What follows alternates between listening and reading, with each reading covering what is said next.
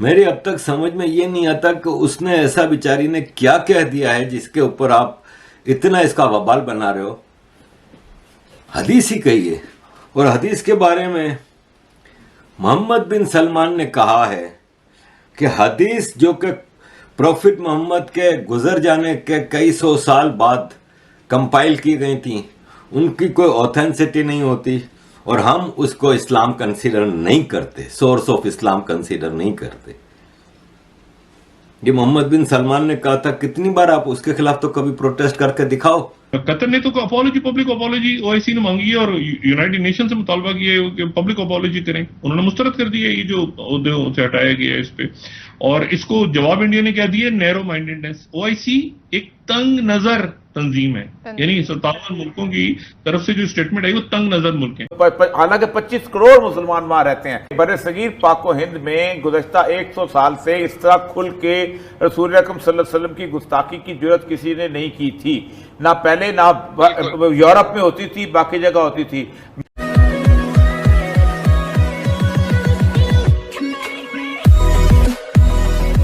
नमस्कार दोस्तों, ये वायरल फैक्ट, और इस वीडियो के अंदर दरअसल बात हो रही है नुपुर शर्मा के बारे में। और यहाँ पर कहा यह जा रहा है कि भाई पिछले इतने सालों से किसी ने यहाँ पर गुस्ताखी नहीं की थी, रसूल की गुस्ताखी नहीं की थी, लेकिन अब ये हो रहा है। और यूरोप में पहले हुआ करता था, लेकिन अब ये हमारे मतलब साउथ एशिया में भी हो रहा है वगैरह वगैरह। और दूसरी बात यहाँ पर यह भी कही जा रही है कि कतर ने यहाँ पर अपोलॉजी मांगी थी, लेकिन और ओआईसी ने भी मांगी थी, लेकिन ओआईसी को तो नैरो माइंडेड बता दिया इंडिया ने। अब देखने वाली बात यह है कि जो नुपुर शर्मा ने जो कहा था वो इस्लाम की हदीसों में लिखा है। और पिछले दिनों ही एक न्यूज़ आई थी ट्विटर पर, मैंने देखा था कि भाई एक बंदे ने किसी सऊदी अरेबिया के किसी मौलाना को पूछा, वो भी ट्विटर पर एक्टिव है, कि भाई ये जो नुपुर शर्मा ने बात कही है, मतलब डायरेक्टली नहीं कहा था कि नुपुर शर्मा ने जो बात कही है, लेकिन नुपुर शर्मा जो बात कही वो यहाँ पर कही और कहा कि ये सच है या झूठ। तो सऊदी अरेबिया का जो मौलाना था उसने कहा कि नहीं भाई ये बात बिल्कुल सच है। अब ज़रा सोचिए कि जो बात बिल्कुल सच है, जो बात हदीस में लिखी है, जो बात जैसे कि मान लीजिए कि गीता में जो कोई लिखी है कोई बात, भले ही वो कितनी भी आपको चुभने वाली बात है, लेकिन उसमें लिखी है तो आपको बुरा नहीं लगना चाहिए। और यहाँ पर भी, और जाकिर नायक ने भी ये बात कई बार कही है कि हाँ ऐसा था कि 6 साल की बच्ची थी, उसके साथ यहाँ पर शादी की गई है, और 9 साल की जब उसकी उम्र हुई तब उसके साथ सेक्स किया गया था, फिजिकल रिलेशन यहाँ पर बनाए गए थे, लेकिन यहाँ पर नुपुर शर्मा को टारगेट बना दिया गया। और यहाँ पर इसी के बारे में चर्चा हो रही। वीडियो शुरू करते हैं, और आपसे रिक्वेस्ट है कि अगर आपने वो सब्सक्राइब अब तक नहीं किया तो जरूर कर दे। वीडियो शुरू करते हैं। मेरी अब तक समझ में ये नहीं आता कि उसने ऐसा बेचारी ने क्या कह दिया है जिसके ऊपर आप इतना इसका वबाल बना रहे हो।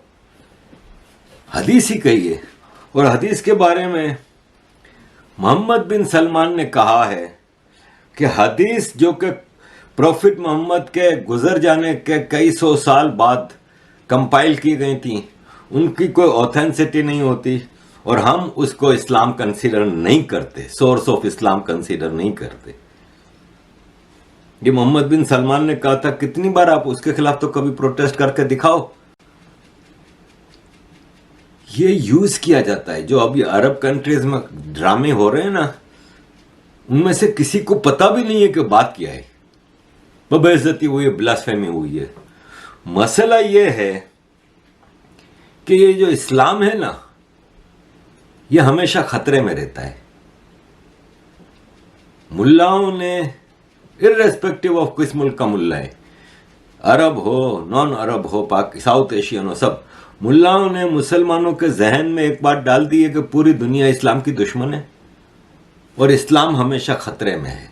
कतर ने तो अपॉलॉजी, पब्लिक अपॉलॉजी ओआईसी ने मांगी है और यूनाइटेड नेशन से मुतालबा किया है कि पब्लिक अपॉलॉजी करें। उन्होंने मुस्तरद कर दिया ये जो ओहदे से हटाया गया है इस पे, और इसको जवाब इंडिया ने क्या दिया, नैरो माइंडेडनेस। ओआईसी एक तंग नजर तंजीम है, यानी 57 मुल्कों की तरफ से जो स्टेटमेंट आई वो तंग नजर मुल्क है। अच्छा, अब इशू ये है कि जब आप नहीं रिजॉल्व करते ना खास जगह, अब पाकिस्तान जहां पर आ चुका है ना सियासी तौर पे, छोड़ दें कि वो आप बाहर से क्या खतरा होना है, और अल्लाह ना करे कि कोई हमारे न्यूक्लियर एसिड्स। हालांकि 25 करोड़ मुसलमान वहां रहते हैं। बर सगीर पाको हिंद में गुज़श्ता 100 साल से इस तरह खुल के रसूल अकरम सल्लल्लाहु अलैहि वसल्लम की गुस्ताखी की जुर्रत किसी ने नहीं की थी, ना पहले ना यूरोप में होती थी, बाकी जगह होती थी। इस तरह निकला एक तो। अच्छा, दूसरा मैं आपको बताता हूं, आप यहां से शुरू हो जाए। मुस्तफा, किस मुल्क किस ताल्लुकात नहीं है इंडिया के साथ? सबके साथ है। आप ईरान देख लें, भरा पड़ा है। इधर से फिल्म रिलीज होती है, फारसी की डबिंगों के साथ वहां पर मौजूद होती है हर जगह।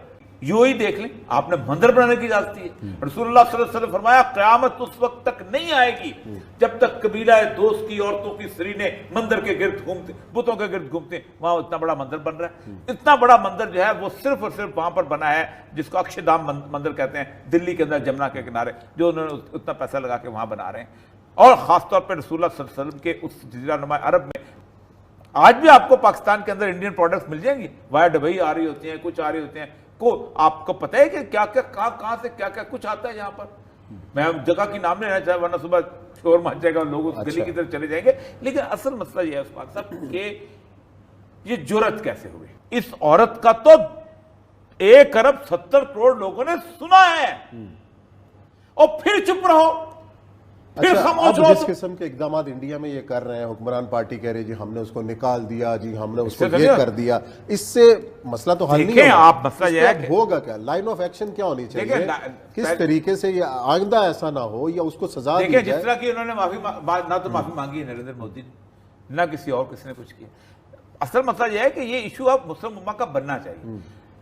आप लड़ नहीं सकते तो आपको कि प्राइम मिनिस्टर नरेंद्र मोदी को चूंकि हराना ऑलमोस्ट इस वक्त भारत में नामुमकिन है, तो भारत की तमाम अपोजिशन पार्टियों को एक बहाना चाहिए होता है। वो एक ऑफ कोर्स पॉलिटिक्स है, पॉलिटिक्स में तो ऐसा ही होता है। शर्मा जी ने अपने ट्विटर अकाउंट पे भी अपोलोजाइज किया है। उन्होंने कहा है कि अगर मैंने किसी को हर्ट किया है तो मैं माफ़ी मांगती हूँ, लेकिन उसके साथ उन्होंने एक वजाहत भी दी है।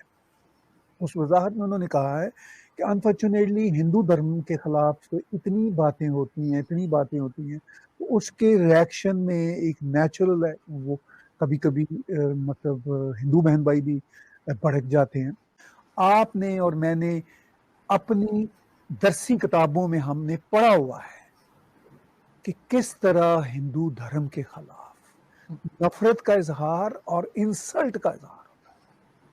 उसके बाद अगर हम में ये जुर्रत है कि हम दूसरों को कहें कि जी हमारे शख्सियात के बारे में कोई बुरी बात ना कहें, जबकि हम मुकम्मल तौर पर नफरत से और तजलील से भरे हुए हैं दूसरों के।